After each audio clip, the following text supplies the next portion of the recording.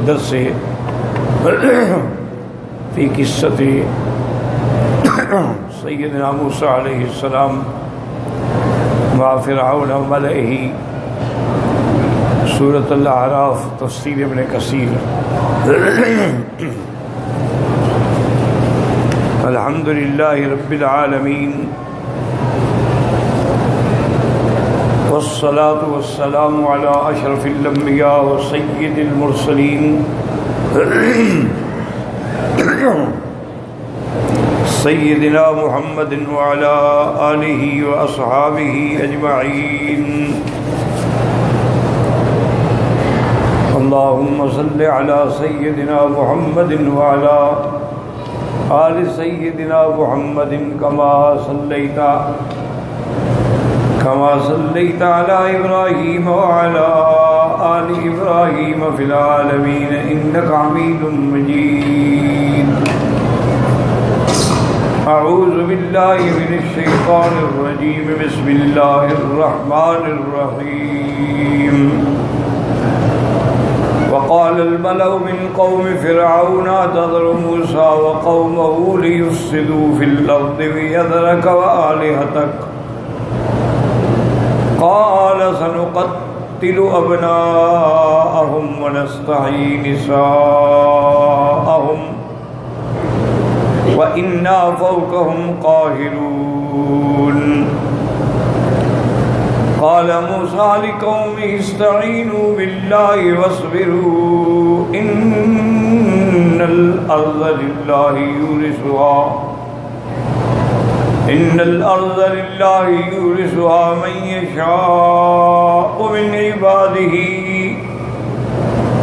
والعاقبة للمتقين۔ قالوا أوذينا من قبل أن تأتينا ومن بعد ما جئتنا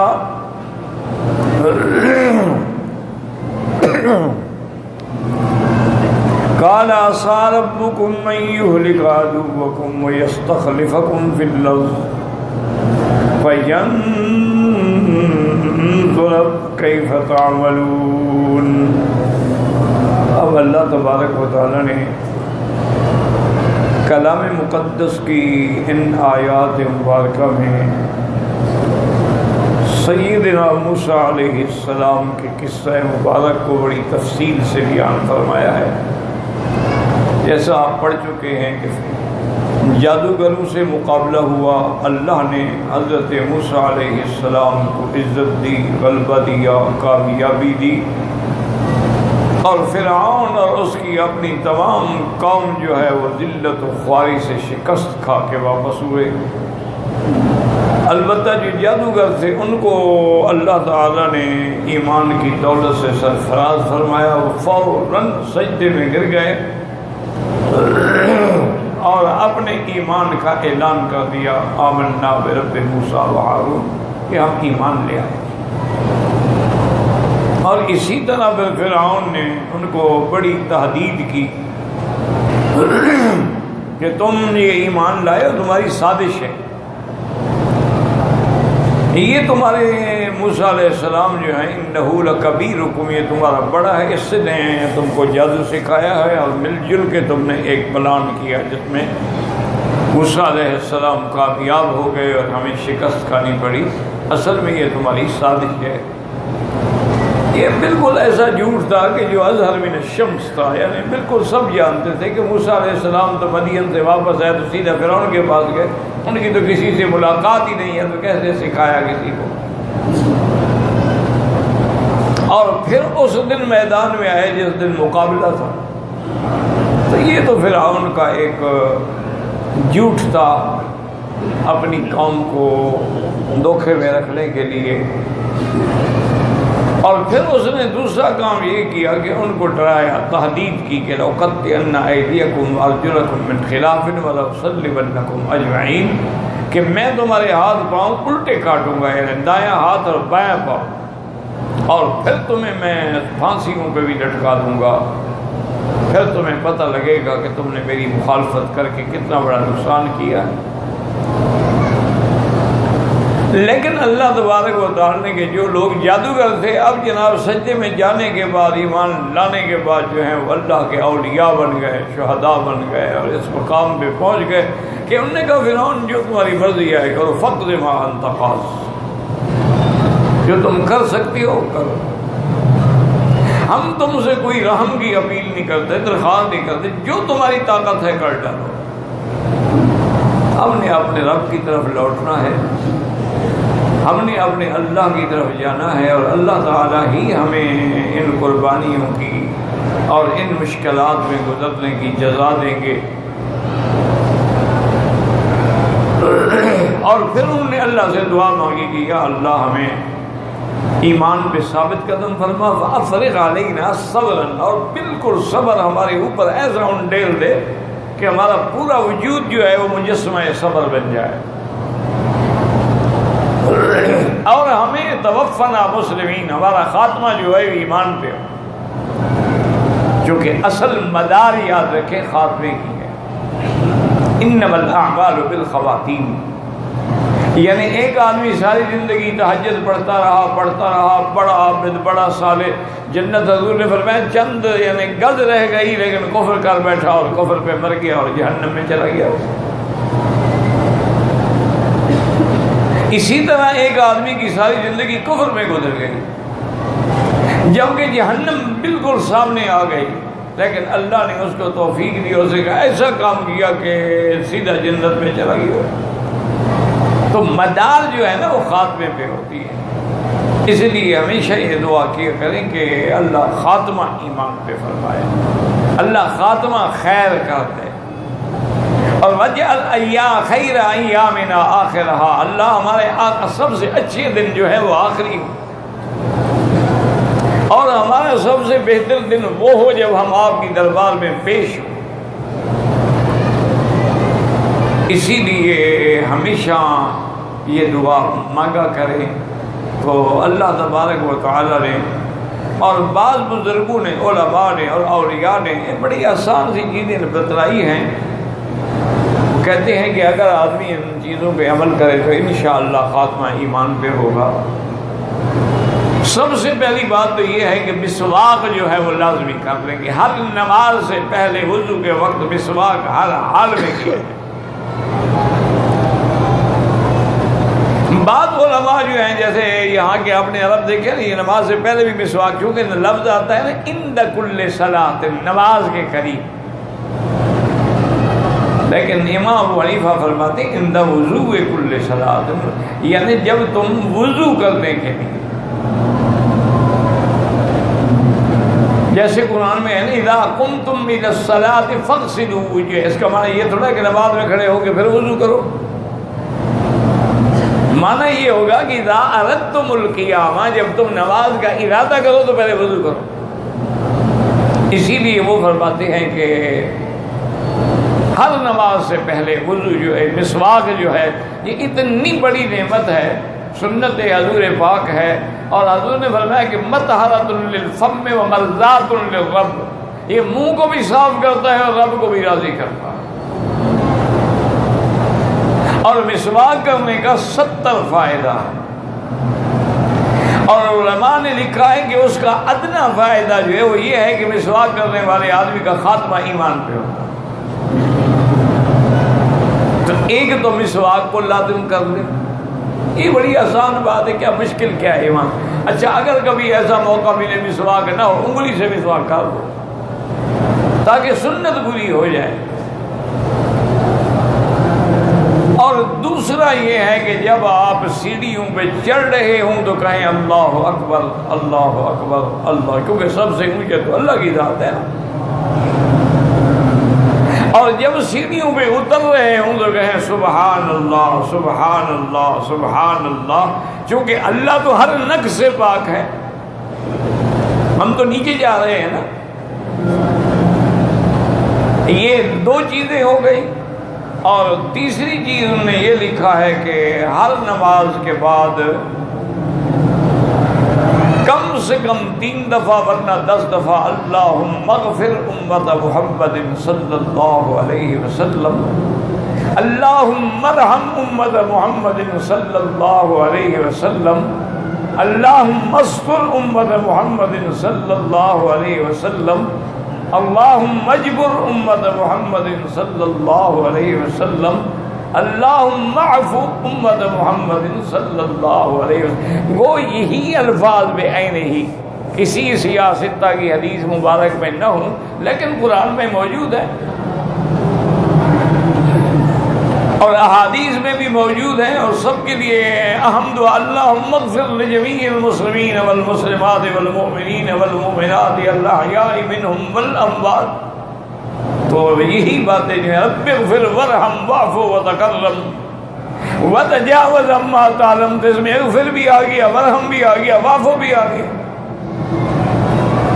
تو اس لیے یہ دعا جو ہے کم سے کم یعنی 3 دفعہ ورنہ 10 دفعہ ہر نماز کے بعد پڑھ لیں تو علماء نے لکھا ہے کہ انشاءاللہ اللہ تعالیٰ اس کا خاتمہ بھی ایمان میں ہوگا اور مقام ولایت نصیب ہو جائے۔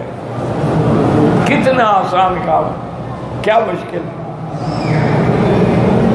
تو اس لیے اب دیکھیں نا جی کہ یہ ایمان کی برکت ہے نا کہ پہلے سہرا ہیں اور اب جناب اللہ کے اولیاء بن گئے،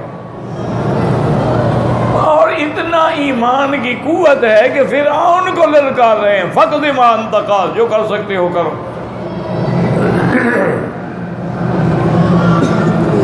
یہ ہے ایمان کی قوت۔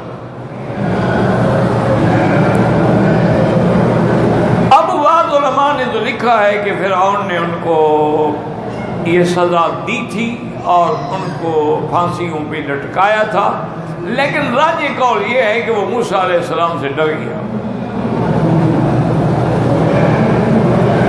اور اللہ نے اپنے پیغمبر کا اس ظالم بادشاہ پہ اتنا رعب ڈالا تھا کہ جب موسیٰ علیہ السلام کو دیکھتا تھا اس کی پیشاب نکل جاتا، اتنا اس پر رعب۔ حق والوں کا رعب ہوتا ہے جی، کون حق کا مقابلہ کر سکتا؟ ان کو کسی کا ڈر نہیں ہوتا ہے۔ قادیانیت کے خلاف جب تحریکیں چلی، علماء نے بھی اور شاہ صاحب نے بھی ہر تقریر میں قادیانی کو للکارا اور اس کی مٹی پلید کر دی اور اس کے کفر کو اجاگر کر کے رکھ دیا۔ تو یہ پرانے دور کی باتیں کہتے ہیں، انگریز کی ابھی حکومت تھی کہ مقدمہ بن گیا، اور مقدمہ بھی نعوذ باللہ بغاوت کا۔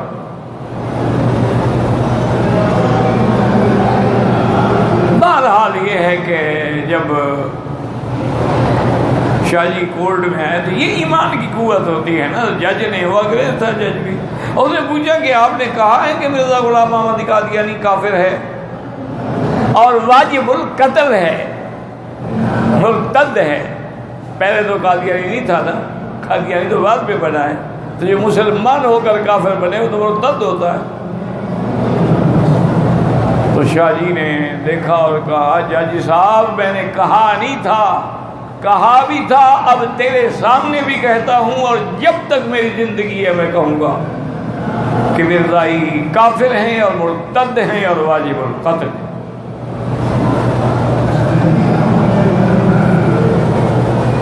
جج نے پیشی پڑ گئی، لیکن اب سب نے کہا کہ بھئی بس اب اس مقدمے سے شاہ جی نہیں بچ سکتے۔ جب ایک آدمی برملا اعتراف کر رہا ہے اس کا کیا علاج ہے؟ کہتے ہیں کہ شاہ جی رحمت اللہ علیہ کو پولیس نے ہتھکڑیاں لگائی ہوئی تھی، واپس لے جا رہے تھے جیل کی گاڑی کی طرف، تو اسی ہائی کورٹ کی عمارت کے ایک کونے میں ایک نوجوان بچی جو تھی نا وہ پردے میں کھڑی تھی، اس نے پولیس والوں سے کہا کہ میں تمہاری بیٹی ہوں، ایک درخواست ہے، مجھے صرف 5 منٹ کے لیے شاہ صاحب سے بات کرنے دو۔ بات پولیس والوں کو بھی شرم آ جاتی ہے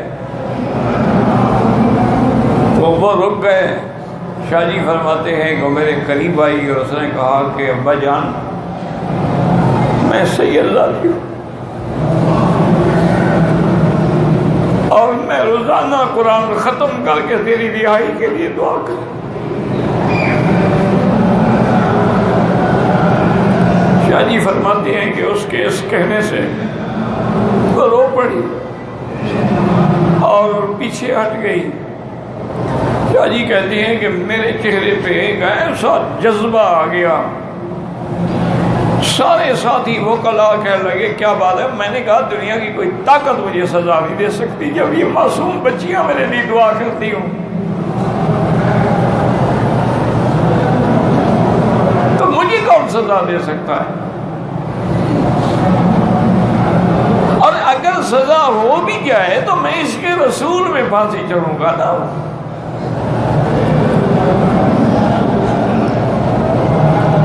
اللہ اکبر، اللہ اکبر۔ حضرت مولانا عبداللہ صاحب ہوتے تھے رحمۃ اللہ علیہ کنیا شریف کے۔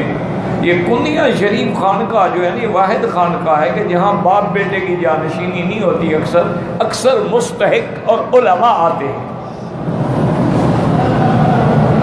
سب ایک سے ایک بڑھ کے عالم آئے۔ حضرت خواجہ خانو صاحب بھی دیوبند سے فارغ تھے، ندوی کے شاگرد تھے رحمۃ اللہ علیہ، ان کے بیٹے بھی عالم ہیں۔ تو وہاں یہ دیکھا جاتا ہے، صلاحیت اور علم دیکھا جاتا ہے۔ تو ان سب کے جو بزرگ تھے نا جی، جو شیخ المشائخ تھے، حضرت مولانا عبداللہ صاحب یا عبید اللہ رحمۃ اللہ علیہ ان کا نام تھا، ان کی بھی آخری عمر تھی اور بیمار تھے، سینانے سے ٹیک لگا کے لیٹے ہوئے تھے، اور کوئی آدمی آیا اور حضرت کی مجلس میں آ کے بے تحاشا رونے لگ گیا۔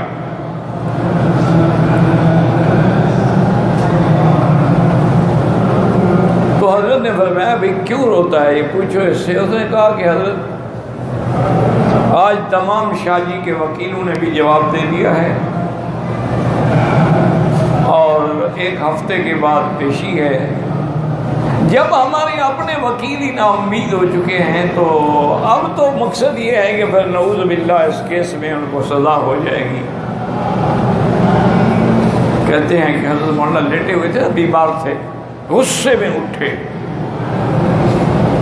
سیدھے ہو کے بیٹھے اور اپنا ہاتھ یوں زمین پہ مارا، کہنے لگے ماں تندرست ہوتا تھی اج رات بھی جیل نہ رہنے دینا، میرے شاہ کو کون پھانسی دے سکتا ہے؟ بیمار ہاں میں کیا کرا، اللہ کو منگا گا لیکن 2-3 دن لگ جائیں گے۔ اللہ کی شان، بہت بڑے ولی اللہ تھے۔ اچھا خدا کی شان دیکھو کہ شاہ جی جب آخری فیصلے کی پیشی پہ آئے نا جی، تو لدھا رام ہندو انسپیکٹر تھا جس نے وہ ساری رپورٹ لکھی تھی، جس نے کیس بنایا تھا، وہ ہندو تھا، سی آئی ڈی کا انسپیکٹر تھا، اسی نے ساری ڈائری لکھی تھی، اسی کی ڈائری پہ ہی پرچہ ہوا تھا۔ وہ جب کورٹ میں آیا تو اس نے کہا کہ بھئی لارڈ میرا ایک سوال ہے۔ جج نے کیا بات؟ انہوں نے کہا جی میں نے جو رپورٹ لکھی تھی بالکل جھوٹ لکھا تھا، شاہ صاحب نے یہ لفظ نہیں کہے تھے۔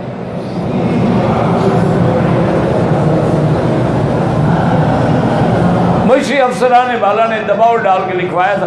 جج نے دیکھا اور انہوں نے کہا لدھا رام تم انسپیکٹر ہو، تمہیں پتہ ہے اپنی رپورٹ سے ہائی کورٹ کے جج کے سامنے آ کے پھر جانا چاہیے، اس کی کتنی انہوں نے کہا جی آپ مجھے جتنی مرضی ہے سزا دے دیں، لیکن میری رپورٹ پر اگر ایک سید بے گناہ پھانسی چڑھ گیا تو میں کہاں جاؤں گا؟ وہ تو مقدمہ ہی ختم ہو گیا نا جی، بنانے والا پھر گیا۔ تو ہائی کورٹ نے بری کر دیا شاہ صاحب کو، انہوں نے بری کر دیا اور لدھا رام کو جیل بھیج دیا۔ باہر نکلے ماشاءاللہ تو بڑے ہزاروں کے مجمع ہوتے تھے، علماء ہوتے تھے۔ تو شاہ جی نے اللہ کا شکر ادا کیا اور اس کے بعد کہا کہ دیکھو ایک ہندو کا ضمیر بھی بیدار ہو گیا ہے، میں بھی بخاری سید دا پتر ہاں، جب تک لدھا رام جیل چوں نہیں نکلے گا میں بھی لاہور تو نہیں جانا، میں بھی انہیں چھڑا کے جاؤں گا۔ اور شاہ جی نے جناب جو جلسے کیے نا لاہور کے گلی چوکیوں میں، تو گورنمنٹ گھبرا گئی، انہوں نے کہا چھوڑو ایک ہندو کو، یہ تمہارے گلے پڑ گیا۔ تو یہ باتیں ہوتی ہیں کہ جب آدمی ایمان پہ آ جاتا ہے نا، دیکھو فرعون بدبخت جس کی صرف اس دور میں بھی 6 لاکھ فوج تھی، اور جس نے 70 70,000 بنو اسرائیل کا بچہ تحت تیگ کر دیا اور کوئی تحریک بھی نہیں اٹھنے دی۔ آج تو کہو کسی بچے کو نعوذ باللہ لاحق مار کے دکھا دیں، لیکن کوئی بول نہیں سکتا تھا، اتنا بڑا ظالم تھا۔ اور ذل اوتاد کے نام سے معروف تھا کہ جس مخالف کو سزا دیتا نا جی تو اس کو لٹا دیتا اور ہاتھوں میں اور پاؤں میں اتنے بڑے لوہے کی میخیں گاڑ دی جاتی، پھر اس کے اوپر پتھر پھینکا جاتا، اور کبھی کبھی دیواروں کے اندر کھڑا کر کے اور ہاتھوں اور پاؤں میں میخیں ڈال دی جاتی اور پھر سزا دی جاتی، حتیٰ کہ اپنی بیوی کو بھی ظالم نے معاف نہیں کیا نا۔ اور پھر آؤ نا ذل اوتاد، اپنی بیوی کے لیے بھی یہی سزا بدبخت نے تجویز کی کہ ہاتھوں میں اور پاؤں میں میخیں گڑوا دی،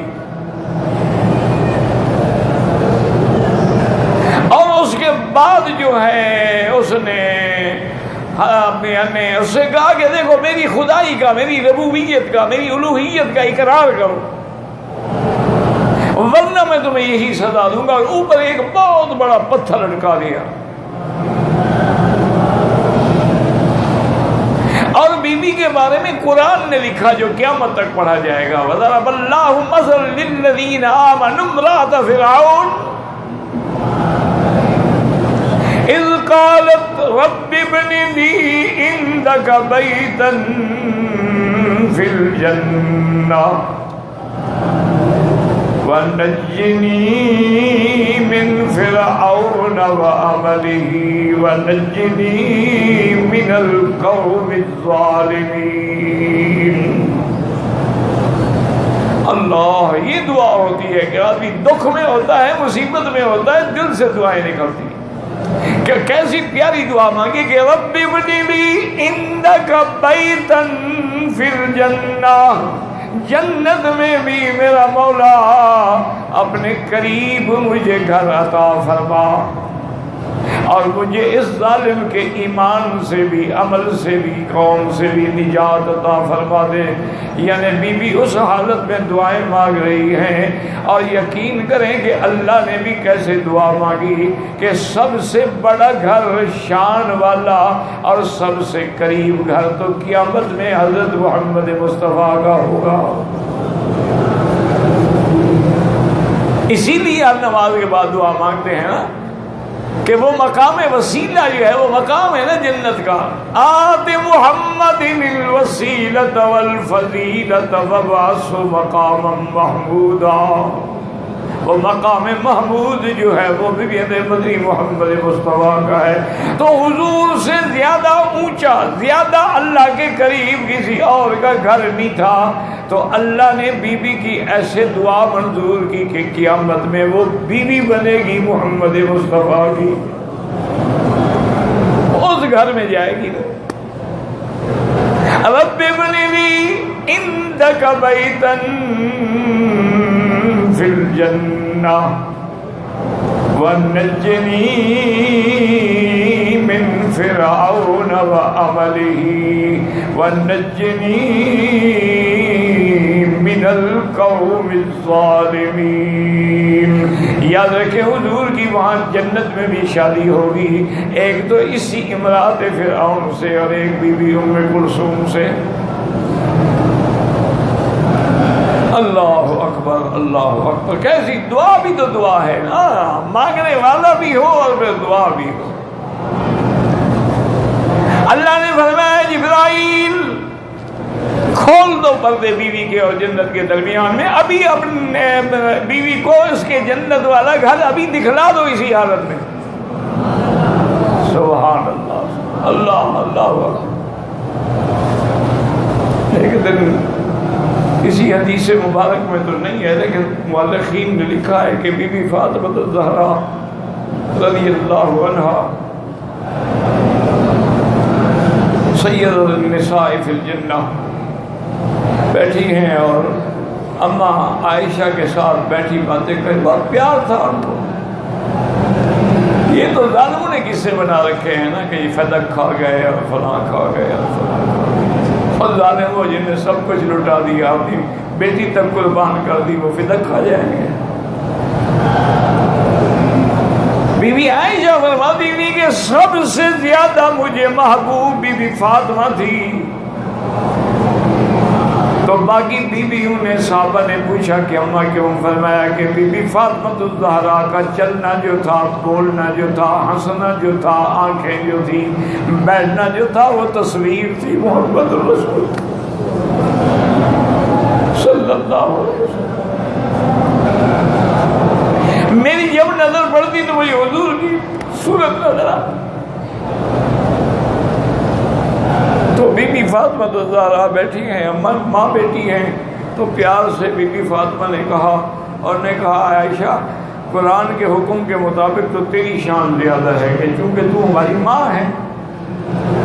حضور کی بیویاں جو ہیں وہ امہات المومنین ہیں، تو آپ میرے لیے ماں کا درجہ رکھتے ہیں. تو ماں بڑی ہوتی ہے نا شان میں، لیکن حقیقت بات یہ ہے کہ میرا مرتبہ اور شان تم سے زیادہ ہے.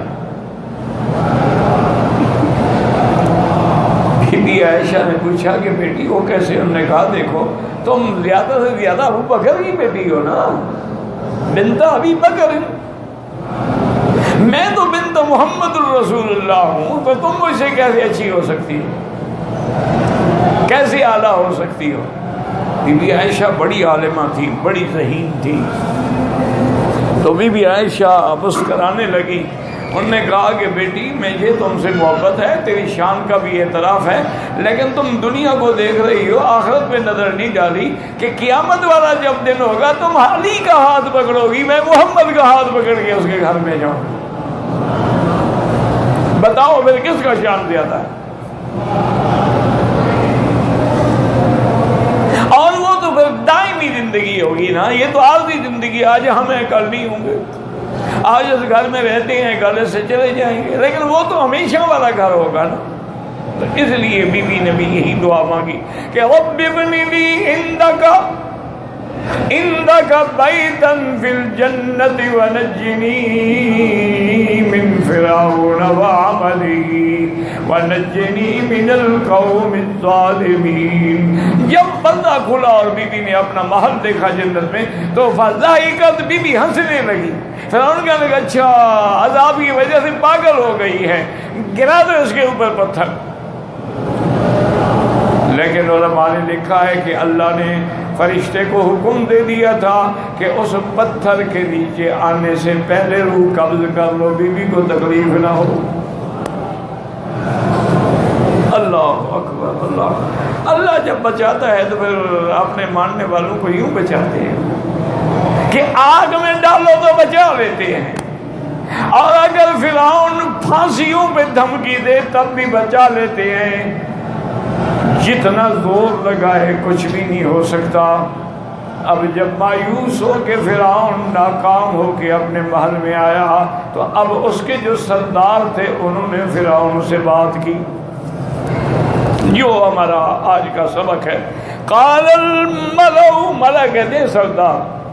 ملا کیوں کہتے ہیں کہ وہ اپنے روب اور دبدبے سے مجلس کو بھر دیتے ہیں اور دیکھنے والوں کی آنکھیں بھی بھر جاتی ہیں.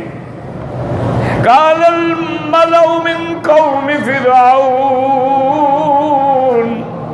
اتذر موسى وقومه ليفسدوا في الارض ويذرك وآلهتك.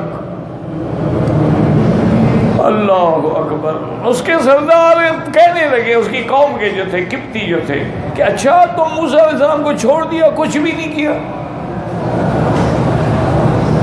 اور آپ نے اگر موسیٰ علیہ السلام کو گرفتار نہ کیا اور اس کے ساتھیوں کو لیفسدوا فی الارض، نعوذ باللہ وہ زمین میں فساد پھیلائیں گے. اور بدبختوں زمین میں تو کفر سے فساد پھیلتا ہے، ایمان سے تو فساد نہیں پھیلتا. ایمان سے امن آتا ہے، اسلام سے سلامتی آتی ہے، کفر سے فساد پھیلتا ہے. وہ کہنے لگے کہ اچھا اگر آپ نے چھوڑ دیا، لیفسدوا فی الارض ویذرک وآلہتک، اور تم کو بھی اور تمہارے خداؤں کو بھی رہنے دیں گے، چھوڑ دیں گے، ان کی پھر کون پوجا کرے گا؟ اب سمجھیں کہ یہ فرعون جو تھا نا، تو یہ بدبخت، ایک میں روایات میں یہ بھی ہے کہ یہ باقاعدہ گائے کی پوجا بھی کرتا تھا، جیسے ہندو گائے کی پوجا کرتے ہیں. اسی وجہ سے آگے جا کے پڑھیں گے نا کہ سامری نے بھی ایک گائے بنائی تھی، بچڑا بنایا تھا، وہ بھی تو قوم موسیٰ علیہ السلام نے مانا کہ اسی زمانے کی بات ہے۔ یہ جو ہندو گاؤ ماتا یہ اس فرعون کی عبادت کر رہے ہیں۔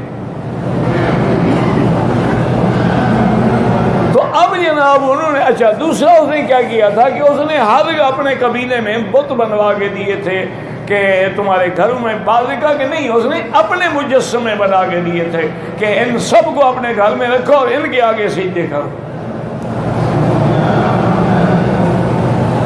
تو انہوں نے قوم کے سرداروں نے کہا جناب تو یہ تو پھر تمہارے وہ خدا بھی جائیں گے اور سب کچھ ختم ہو جائے گا، تم بھی نہیں رہو گے، تمہارے پلے میں بھی کچھ نہیں۔ اصل میں خود جو ہے نا یہ دہریہ تھا، یہ خدا کا بھی منکر تھا بدبخت۔ اچھا ویسے ایک بات یاد رکھیں کہ جب آدمی پٹڑی سے اتر جاتا ہے نا، اللہ کے رسولوں کا مخالف ہو جاتا ہے نا، پھر یاد رکھیں دماغ بھی کام اس کا نہیں کرتا ہے، وہ پھر پاگلوں کی طرح ہذیان بکتا ہے۔ حالانکہ دیکھو فرعون بادشاہ ہے، بادشاہ تو ایسی گری ہوئی بات نہیں کرتے نا، کبھی کہتا ہے میں تمہارا انا ربکم الاعلی، میں تمہارا سب سے بڑا رب ہوں، کبھی کہتا ہے کہ میں الہ ہوں، خدا ہوں، اور کبھی ان کو اور بت بنا کے دیے ان سب کی پوجا کرو لیکن ان کا بڑا میں ہوں، کبھی گائے کی پوجا کرو۔ یہ دماغ کام ہی نہیں کرتا ہے نا۔ دور نہ جائیں، اسی مرزا قادیانی کو دیکھ لیں کہ پہلے یہ کیا پہلے تو جناب یہ مناظرے کرتا تھا عیسائیوں کے خلاف، اور اس طرح اس نے اپنی شہرت حاصل کی، پھر آہستہ آہستہ کرنے لگا بھی میں تو مجدد ہوں، اللہ ہر 100 سال کے بعد جو مجدد بھیجتا ہے نا دین کی تجدید کے لیے وہ میں ہوں۔ اچھا مجدد بننے کے کچھ عرصے کے بعد کہنے لگا جی بات یہ ہے کہ میں ملہم اور محدث بھی ہوں، جیسے حضرت عمر تھے نا کہ جو بات ان کی فرش پہ ہوتی تھی وہی عرض سے منظوری ہو جاتی تھی، میں اب اس مقام پہ بھی پہنچ گیا۔ اچھا اور کبھی کہتے ہیں کہ نہیں وہ جو عیسیٰ علیہ السلام کا تم انتظار کر رہے ہو نا وہ میں تو ہوں، وہ تو فوت ہو گئے، کشمیر میں ان کی قبر ہے۔ اور ایسا ایسا ایسا بڑھتے بڑھتے بڑھتے نعوذ باللہ پھر کہنے لگا کہ اچھا میں تو خود نبی ہوں۔ تو وجہ کیا تھی؟ وجہ یہی تھی کہ جب اس نے اللہ کا راستہ چھوڑا، دین کا راستہ چھوڑا، اسلام کا راستہ چھوڑا، اب ہذیان بک رہا ہے، کبھی کچھ کہہ رہا ہے، کبھی کچھ کہہ رہا ہے، کبھی کچھ کہہ رہا ہے، کبھی کچھ کہہ رہا ہے۔ اچھا پھر جناب اس کے معجزے بھی دیکھو، اس کی کمالات بھی دیکھو ماشاءاللہ۔ ایک عورت تھی اسے شادی کرنا چاہتا تھا تو وہ اس کے والدین کو شریف آدمی ہوں گے وہ نہیں مانتے تھے، تو اس نے پھر باقاعدہ کہا کہ مجھے الہام ہوا ہے، مجھ پہ وحی آئی ہے کہ یہ محمدی بیگم تیری بیوی بنے گی۔ اچھا وہ بھی کو بڑے پکے لوگ تھے، انہوں نے کہا تم الٹے ہو جاؤ، ہم تیرے ساتھ شادی نہیں کریں گے۔ اب اس کی پیشین کوئی جھوٹی ہوتی تھی، اس نے لالچ دی، پیسہ دولت یہ، انہوں نے کہا جو مرضی آئے کر۔ پھر کہا کہ اچھا انہوں نے انکار کیا ہے تو اب یہ محمدی بیگم جو ہے نا یہ فلاں سے مر جائے گی اور مجھ سے پہلے مرے گی، اس کا خاتمہ بھی بڑا خراب ہوگا۔ لیکن اللہ نے اس کو ایسا جھوٹا کیا کہ مرزا مر گیا وہ زندہ رہی۔ تو اصل بات کیا ہے کہ جب رب ناراض ہو جائے، بندہ پٹڑی سے اتر جائے، وہ ایسے بکواس کرتا رہتا ہے، ہدیات بکتا ہے۔ اسی لیے جو لوگ صحیح اولیاء نہیں، صحیح مرشد پیر نہیں ہیں، ان کی بھی سنو، کبھی کچھ کہتے ہیں کبھی کچھ کہتے ہیں۔ اللہ تبارک و تعالیٰ معاف کرے۔ کبھی کہتے ہیں کہ اس علاقے کا تکوینی طور پر جو کنٹرول ہے وہ ہمارے ہاتھ میں ہے، تو لہذا جو جتنے یہ دنیا کے کام ہو رہے ہیں، بارشیں برس رہی ہیں، طوفان ہے، یہ ہے وہ ہے، یہ سب ہمارے ہاتھ سے ہو رہا ہے۔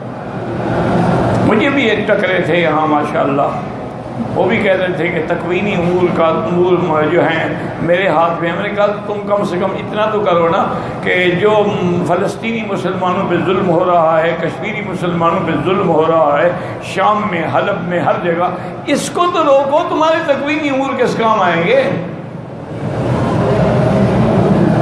کہتے ہیں یہ تو پھر اللہ اللہ کا ایک نظام ہے، یہ اللہ کا نظام ہے، تم کیوں دعوے کرتے ہو کہ میں ہی ہوں کر دوں گا؟ کہو بھی میں اللہ سے مانگوں گا، اللہ چاہے دے دے چاہے نہ دے۔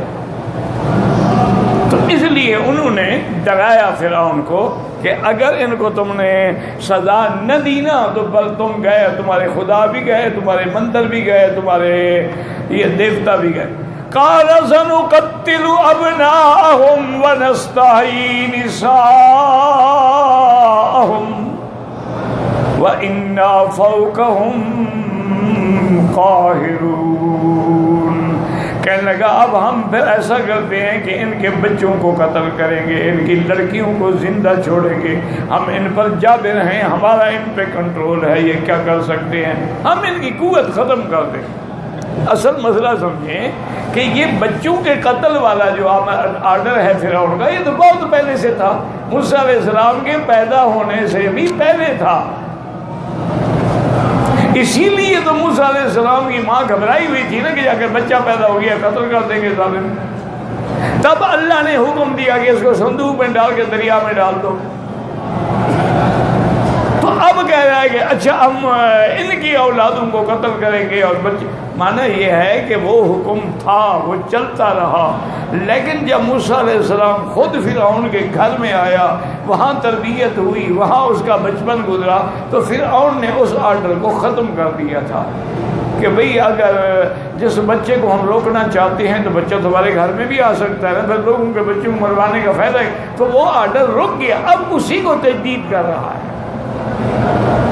یعنی یہ آرڈر گویا دو دفعہ، ایک تو پہلے ہوا موسیٰ علیہ السلام کے پیدا ہونے سے بھی پہلے، اب دے رہا ہے کہ سنقتل ابناءهم ونستحيي نساءهم، کیوں؟ انا فوقهم قاہرون۔ واللہ اعلم۔ اللهم صل على سيدنا محمد وعلى آل سيدنا محمد۔